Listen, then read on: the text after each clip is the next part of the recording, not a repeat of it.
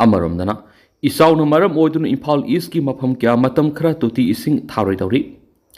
इसिंग इसाउन मरम ओइदुन इम्फाल ईस्ट की तोवान मफम क्या मतम खरा तुति इसिंग पीबिगी थबक लेपलगनी हाइना PHE दिगी वाटर सप्लाई मेंटेनेंस डिविजन तुनो खंगलकली मतम खरा तुति इसिंग पीबिगी थबक लेपखदबा मफम सिंगदी पोरमपाट वाटर ट्रीटमेंट प्लान कोन मफम सिंग न्यू सेकोन नुमोइबुंग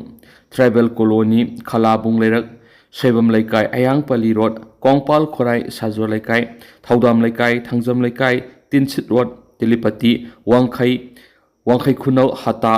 टॉप खोंनांग मखोंग रहामिना मदीप थंबाल खोंग यावरी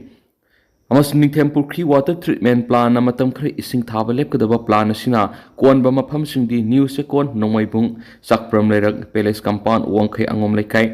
सावांखै योंगलक लेरक निथेमपुरखी मखा लेरक अवांग लेरक साबी लेरक थांगापाट मपाल वांखै मयूम लेरक सेंट जॉर्ज लेरक अमसुंग वांखै एरिया सिंगनी ऑल थंबुखोंग वाटर ट्रीटमेंट प्लान अमसुंग न्यू थंबुखोंग अरिबम लेकाय जोनल स्टेशन कोनबा मफम सिंग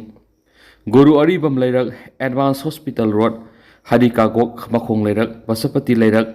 तखेल खोंग एरिया ब्रह्मपुर थांगजम लेरक सिंगजमई बैग्यावती लेरक तिनसुपम लेरक हरिनाथ रोड